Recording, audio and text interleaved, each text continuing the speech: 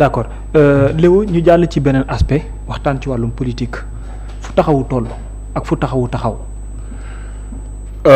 taxaw va super bien.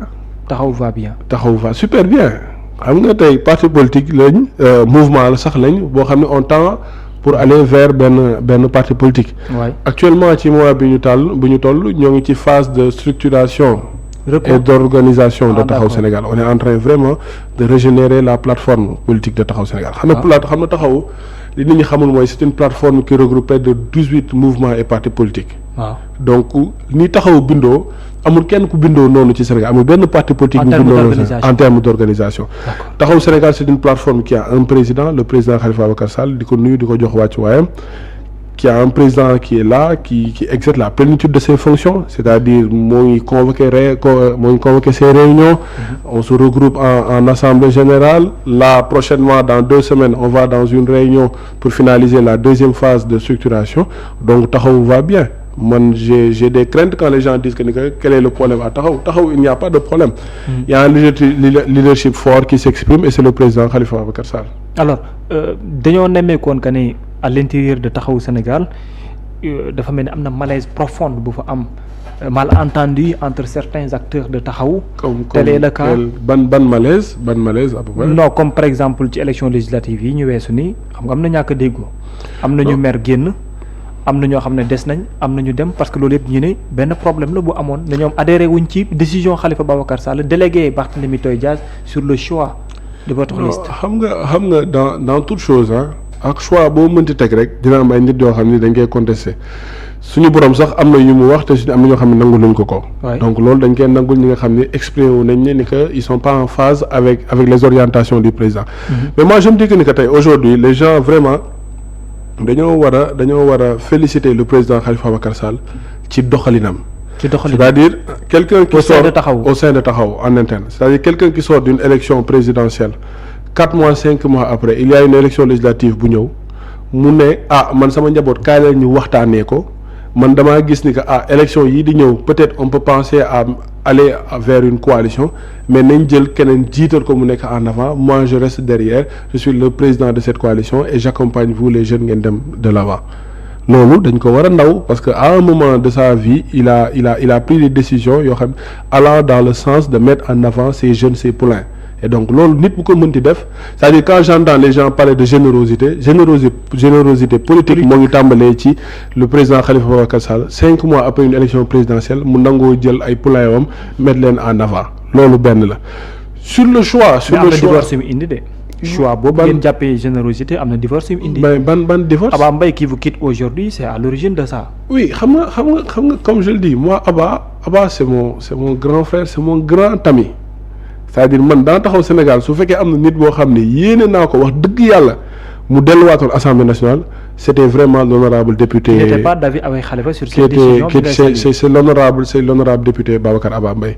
Maintenant il est libre, il est libre de contester les choix du président. D'un côté peut-être je dirais pas que je suis en phase avec lui. Mais je dirais que sur le principe bi mu teg en avant peut-être je peux être d'accord avec lui. Quand Abba Mbaye dit que ni que waroon na delluwaat Assemblée nationale, qu'il a fait une excellente législature, loolu je suis d'accord avec lui. Mais maintenant sur les choix d'investiture, vraiment moi je pense que ni que le président Khalifa Ababacar Sall a fait les meilleurs choix. Et c'est le moment aujourd'hui pour moi de dire à Abba Mbaye que sa place aujourd'hui est dans Taxawu Sénégal. Abba man ak moom ñoo yam, c'est-à-dire nous on doit se battre pour que su fekkee dafa am lenn lu ñu bëgg, su fekkee dañoo bëgg benn alternance générationnelle ou bien une solidarité générationnelle comme man ni ma ko gisee mooy que ndaw yi ñu jàppale ndaw yi mag yi ñu jàppale ndaw yi, man je me dis que ni que Abba loolu biir Taxawu Sénégal la ko war a xeexee mais pas mu nekk ci biti, pas di jéem a créer dara wala dara. Est-ce que les conditions sont réunies au sein de Taxawu pour en parler? Non, les conditions sont réunies, c'est-à-dire aujourd'hui quand je dis que ni que Taxawu est dans une dynamique vraiment de se restructurer, de s'organiser, ça veut dire que ni que les portes sont ouvertes pour que les gens viennent faire un débat interne au sein de Taxawu Sénégal. Man gëwuma ni que nit da nga bëgg nekk député da nga bëgg nekk maire wala da nga bëgg nekk président même de la République, tu es candidat à une élection présidentielle de 2029 que tu dois sortir pour créer autre chose. Non, tu te bats en interne, tu viens en interne au sein de Taxawu Sénégal, tu fais la promotion de toi, de ta personne, tu te bats aujourd'hui avec tes visions, avec ta vision bi nga amoon pour askan wi, et les gens vont mettre ça sur la table et on va voir le meilleur profil pour être le candidat de Taxawu aux prochaines élections présidentielles ou locales ou législatives. Man loolu laa gëm, mais doo nekk ci biti ba pare continuer di tirer wala di wax sur Taxawu Sénégal. C'est pas ça qui règle le problème. Ce qui va régler le problème, c'est qu'aujourd'hui on va dans une phase de structuration, d'organisation de Taxawu Sénégal. Viens te battre en interne comme d'autres gens l'ont fait. Nous avons été au Parti socialiste, peut-être les gens me disent que non, Khalifa Sall dafa déggoowul ak direction Taxawu Sénégal ak direction Parti socialiste moo tax mu créé noonu lu bees, mais créé boobu noonu lu bees est-ce que moo nekkoon la meilleure option à prendre? Non, moi je me disais que on devait se battre au sein du Parti socialiste ba tey ñu jëloon la direction du Parti socialiste et être le candidat du Parti socialiste en 2019 et 2024. Malheureusement je veux pas que lii ñu dal ñun ñi nga xam ne ñoo génn en 2019 je me dis que buñ ko xeexoon heure boobu waroon na fekk ñu nekkoon le candidat, mais je me dis que tey ñun lu ñu daloon ñeenewuma ko ñii sama mag yi sama voilà ñii sama mag yi en politique yéenewuma leen la même yoon boobu noonu. Li ma leen yéene mooy ñu ñëwaat ci Taxawu Sénégal bi nga xam ni ñoom biñ koy sos ñoom ñoo ko sosoon, ñun dañoo ñëw fekk si leen ci ñoom lu ñu sos nañ ñëwaat biir Taxawu Sénégal ñu xeex ko. Parce que man loolu laa gëm. Le président Khalifa Ababacar Sall est ouvert à toute discussion, c'est quelqu'un vraiment de très ouvert, de positif koo xam ne il n'a pas ce problème-là. S'il y a un débat interne qui doit se poser au sein de Taxawu Sénégal nañ ñëw ñu poser ce débat-là et après l'histoire va nous dire le meilleur candidat, le meilleur profil ou bien s'il faut changer la direction de Taxawu Sénégal. Yaa ngi wax sànq dualité dans l'hémicycle, y en a-t-il pas au sein de Taxawu entre Khalifa et Barthélémy Dias comme le disent certains? Mais la chance de Taxawu Sénégal, c'est d'avoir un président super fort et d'avoir aussi un poulain super fort. Et loolu chance la. Est-ce que tere loolu yàlla may ko kenn. Est-ce que tere la. Non tere wuñ dara, c'est-à-dire loolu ñoo ngi liggéey. Xam nga tey am un parti fort moo mën a permettre tey un président, le président de son du parti mën a jël ay décisions ne voilà on va vers une élection, la tête de liste revient à Taxawu Sénégal, mais je préfère prendre mon poulain pour que mu nekk la tête de liste. Loolu c'est un parti fort qui le fait. Dans d'autres partis tey ñaata parti ñoo nekk Sénégal yoo xam ne tey kenn mënu la wax kii mooy numéro 2 du parti, parce que saa bu amee numéro 2 ci biir parti bi rek tu vois le président du parti mu gor ay tànkam wala dara. Alors que nous au sein de Taxawu Sénégal on a compris que très tôt qu'on avait le président Khalifa Ababacar Sall, on a Barthélémy Dias et on a tant d'autres. Ni ñu amee Barthélémy Dias noonu la ñu amee un Madiop Diop fort, noonu la ñu amee un Papa Meng fort, noonu la ñu amee ay nit yu fort dans le Taxawu Sénégal. Noonu la ñu amee un Cheikh Gueye, noonu la ñu amee beaucoup de gens qui sont forts et qui ont une représentativité et qui représentent quelque chose dans ce pays. Mais l'inquiétude de certaines personnes mooy que ni certes vous avez des personnalités très connues à travers seen ay tur yooyu, mais l'électorat cause problème. Lan moo waral loolu. L'électorat de Taxawu ou l'électorat de Khalifa Sall n'a jamais posé de problème. C'est-à-dire xam nga élection yi ñu jógee. Mais si élection présidentielle 2024. Élection législative seen courbe nu mu wàccee c'est extraordinaire. xam moom lay expliquer xam na élection yi du benn contexte élection bi ni mu demee c'était pas trop favorable à Khalifa Sall à Taxawu Sénégal. Et je m'explique, c'est-à-dire il y a des gens qui ont tout fait pour briser l'élan du président Khalifa Ababacar Sall. C'est-à-dire moi je les cite, c'est le PASTEF. Le PASTEF dafa amoon Macky Sall. PASTEF est très fort c'est-à-dire ñoom dans toute chose. PASTEF a toujours été barré par APR Non. Très souvent dans la confrontation, mais PASTEF a su sursauter APR pour arriver à une victoire. Xam nga PASTEF dafa am lu ñuy woowee agenda wala chronogramme politique man loolu laa jàpp. Agenda wala chronogramme. C'est-à-dire entre 2021 ba 2023. boo xoolee Pastef na s'attaquer qu'à Macky Sall. 2023 2024 Pastef na s'attaquer qu'au président Khalifa Ababacar Sall. dañoo changé de cible. Non, ils ont changé de cible. C'est que Pastef moo ñu noonu Macky Sall baaxul 2023 ñu jëm ci élection Khalifa Sall éligible ñu ne non Macky Sall sax xawoon na tane mais Khalifa Sall baaxul daf ñu war daf ñu def li alors que loolu yëpp dara du ci woon dëgg. Pastef li mu reproché ne ñun moom lañ def Pastef a fait pire que nous ce que nous avons fait parce que ñun bu ñu waree dialogue dañoo dem taxaw fang daaj caméra yi télé yi yëpp tiim ñu sama président sañselu rafet taxaw wax ak ay dëggam ki nga xam ne mooy di président ne ko li ngay def du yoon élection yi ñëpp a war a bokk ci élection yi mënoo tere kenn mu bokk ci élection yi te yow waroo def 3e mandat ñun loolu lañ doon xaar ci président Khalifa Ababacar Sall bi mu demee dialogue loolu la fa wax mais ces gens du Pastef ce qu'ils ont fait c'est-à-dire dañoo dem tëdd ci kaso ba pare commencer négocier ils ont fait pire c'est-à-dire dañ doon nekk prison génn dem négocier dem waxtaan dem kër Marième Faye Sall ñun on n'a pas fait ça et pourtant tey aujourd'hui ñun ñi nga xam ne ce qu'on a fait dañ ko teg ci dëgg ci jub ñun lañ taxaw attaqué ñu acharné wu suñu kaw alors que ñoom ils ont fait pire et il veut pas que les gens en parlent. D'accord. C'est ce qui est mal ñu dem élection ñu ne Pastef Bassirou Diomaye Faye candidat ñu ne non Macky Sall sax baax na waaw Macky Sall moom baax na mais Amadou Ba moo gën a bon moo gën a yées. mais yéen tam lu tax du ngeen ne ci logique bu mel noonu maanaam logique gu pour savoir quand attaquer qui attaquer. mais tamit Babacar tu penses que nous sommes venus en politique pour faire du mal pour dire du mal. voilà wala dañoo war a dire du mal quoi. mais non, bon non, dans la politique aussi c'est-à-dire yéen ni ngeen ko defee Pastef noonu la leen ko Pastef yi c'est-à-dire tey yéen tam Sénégal taxaw ngeen ne ñoom négocier ne nañuy wax li mu négocier leneen la ñoom tam ñu taxaw ne yéen tamit da ngeen négocier woon ak Macky Sall ma ne defante boobu yéen tamit est-ce que phase boobu tamit. non c'est-à-dire tey ñun bu ñu nekkee bu ñu tomboon dans le jeu de Pastef Babacar yow nga xeeb ñu c'est-à-dire su fekkoon ñun dañ fay nekk di tapasante di wax lu ñaaw di sosal ay gor di tuumal ay gor su fekkoon loolu lañ doon def sénégalais yi du ñu respecté yow mi sax doo ñu respecté ñun dañoo am benn président muy le président Khalifa Sall sénégalais yëpp dañ ko ndaw ci teeyam ci yaroom ak nangu yàlla li mu dogal ñun loolu la ko nit ñi doon xaar et ñun looloo tax ñu ndaw ko ba ànd ak moom ba def ko suñu leader. xaaruñu ko ci ay wax lu ñaaw sax xaaruñu ko ci ay sosal ay nit tuumal ay nit parce que loolu vraiment amul benn sens c'est-à-dire quand le président dit que ni que diffusion de fausses nouvelles c'est-à-dire ñun nekkuñu dans cette politique là de dire chaque fois des fausses nouvelles parce que moo lay yóbbee ba doo mën a nekk candidat yi élection présidentielle. logique bi ngay wax ni mooy conduite bu rafet pour un homme politique. non ñun moom politique bi ñu nekkee wax dëgg yàlla nit doon dégg ñu wax ci lu ñaaw wala ñu def ci lu ñaaw wala ñu def loo xam ne yow dag ñuy xeebee ñun nekkuñu ci logique boobu noonu nous sommes sortis de la bonne école nous avons une carrière am benn trajectoire politique bu ñu jaar ñun politique defuñu ko pour dara ñun am ak ñàkk lañ yemale ci politique c'est-à-dire moi comme le président Khalifa Ababacar Sall depuis 8 ans je suis dans l'atmosphère politique. Le président Khalifa Ababacar Sall il est passé par quoi par les pionniers jeunes socialistes étudiants tout tu montes tu échelonnes c'est-à-dire du nguur moo tax su fekkoon nguur moo tax président Khalifa Ababacar Sall bi mu wàccee 2000 lay dem ànd ak Abdoulaye Wade Macky Sall ñëw fi mu ànd ak moom parce que les portes étaient là les opportunités étaient là. Ce que eux ils ont accepté de faire pour être président de la République si nous l'avions accepté dans le passé eux ils ne seront pas présidents de la République. Pas dans cette logique aujourd'hui. Quand vous coalisez avec APR ak ñeneen nekk tey dans une même xawma FDR loolu tamit est-ce que tamit c'est pas la même chose. mais Babacar ñun bu ñu toogulee ñun xam ne opposition lañ nekk ndax gañawuñu. waaw malgré opposition lañ nekk c'est-à-dire ñun 2000 ba léegi ñun ñoo ngi ci opposition. mais parti bu ne am na ay principe. waaw dama ne la waaw tu me confirmes. waaw ñun parti bu ne am na ay principe. ñun 2000 ba léegi ñoo ngi ci opposition bi c'est-à-dire ñun ku ñëw da ñu fay fekk ku damit da ñu fay bàyyi. donc tey ñun non c'est pas ànduñu ak n'importe qui.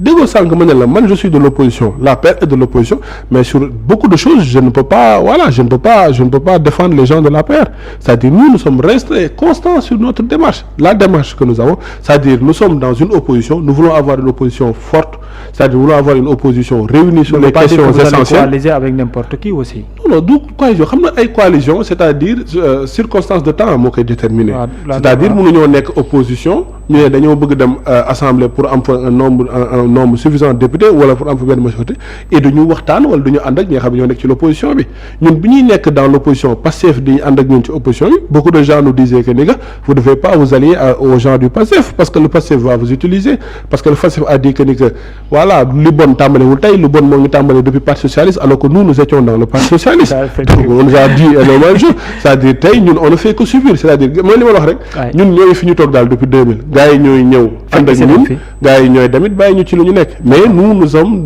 vraiment dans quelque chose de très concis ñun xam nañ fan lañ jëm c'est-à-dire ñun changé wuñu wàcc ñu suñu yoon ñun ñoo nekk ci lu ñu nekk ci dialogue bi tam du ngeen changer seen yoon di ngeen dem wuy ji le 28 mai mais ñun si on a une invitation bon ce que je dis ça m'engage je dis que si nous avons une invitation officielle pour participer à un dialogue mais dañuy dem ay circonstances yu gën a Macky Sall tëj nañu ci kaso bi ñun ñu nekk ci biir kaso bi ñu invité taxawu Sénégal yabal nit ci lañ yabaloon soit Wade mu demal ñu ci dialogue ba et pourtant boobu Khalifa Sall mu ngi dund kasom di ko tëdd comme ni ko dañuy di tëddee génn nañ ci dialogue bii passé dialogue bi nga xam ne moo permettre Ousmane Sonko mu nekk tey éligible dialogue bi permettre tey Bassirou Diomaye Faye bu lu bokkul ak ñoom seen waxtaanu suuf bu ñu waxtaan ñun dem nañ ci dialogue boobu et pourtant les gens nous reprochaient d'aller à ce dialogue là donc tey qu'est-ce qui va nous empêcher d'aller à un dialogue boo xam ni c'est l'institution de la République c'est le président de la République qui l'appelle maintenant demuñu ci benn dialogue boo xam ne waxu ñàkk fayda lañ fay wax wala dem ci ay dialogue pour naan ñu maa am doole tey wala maa fi nekk tey nekkuñ ci yooyu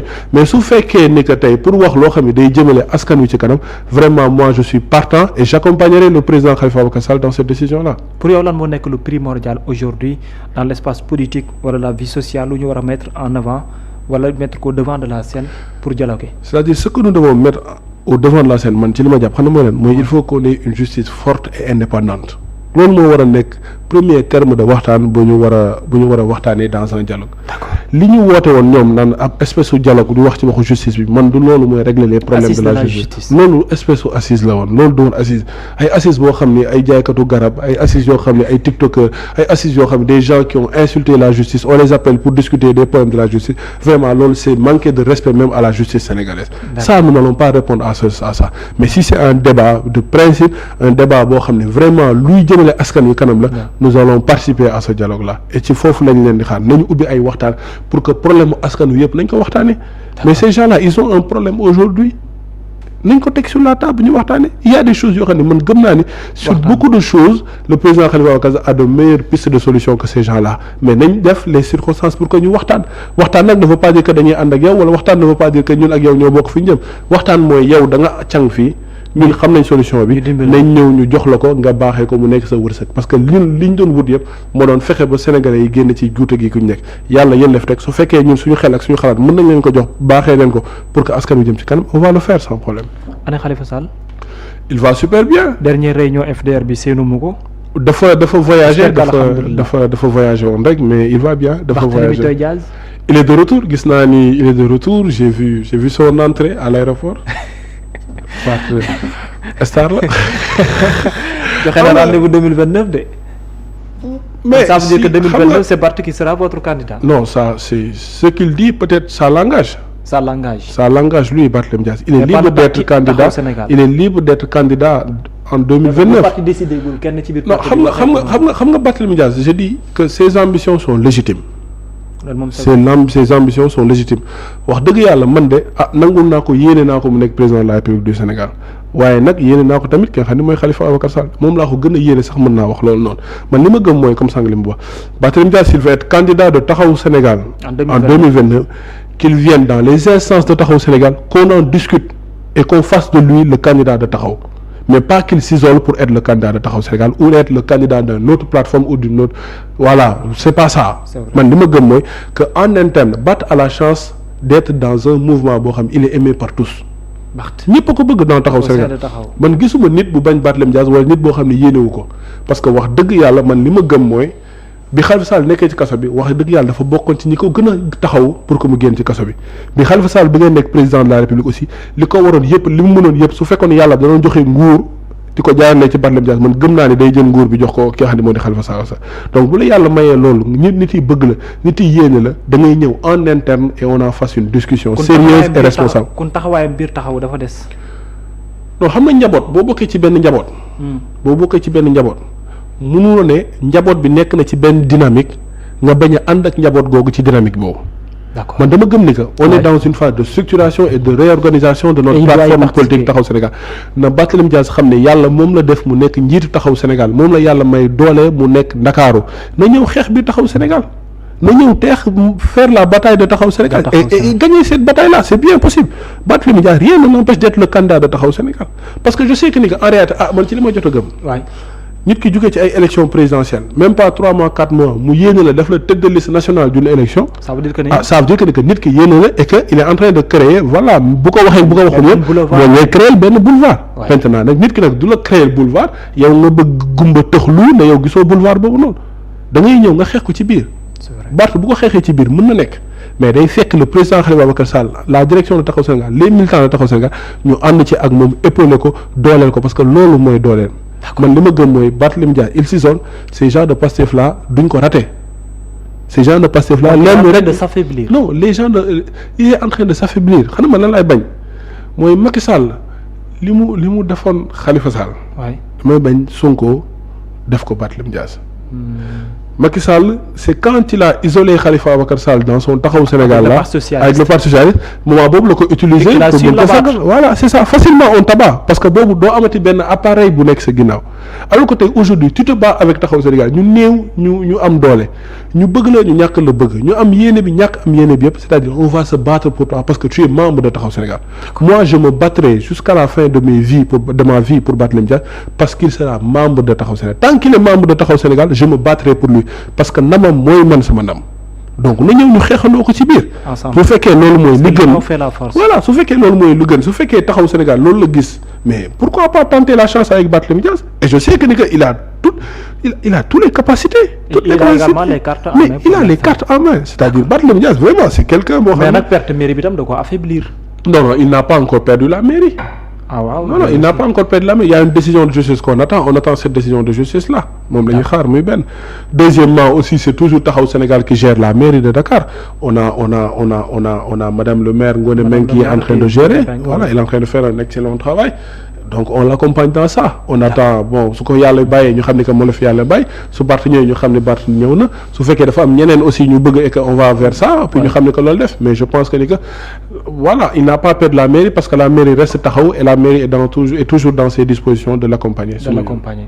merci beaucoup Léopold amoon naa mbégte dalal la encore une fois. mais remercier la bu baax a baax ci waxtaan bi jërëjëf. ok merci affaire yi gaaw na. merci beaucoup di la remercier. merci vraiment content trop ci invitation bi. jërëjëf di remercier tout le personnel de Seneweb. c'est une très grande maison. yàlla bàyyi leen fii et puis voilà quoi. merci et à très bientôt inchallah. merci jërëjëf Léo ci disponibilité bi surtout ci waxtaan bi également jaajëfal ko bu baax a baax jaajëfal également Alioune Ba ak Toubi Niang ñi nekkoon ci wàllum xarala gi Bass moom moo nekkoon ci wàllum affiche bi mais mën ngeen connecté wu ci Seneweb TV seneweb.com à 20h également aussi beneen direct dina am muy émission ultimatum mais balaa boobu également ñu leen jox rendez-vous ba demain à partir de 8h ak matinal.sn jërë ngeen jëf ñi yendoo jàmm.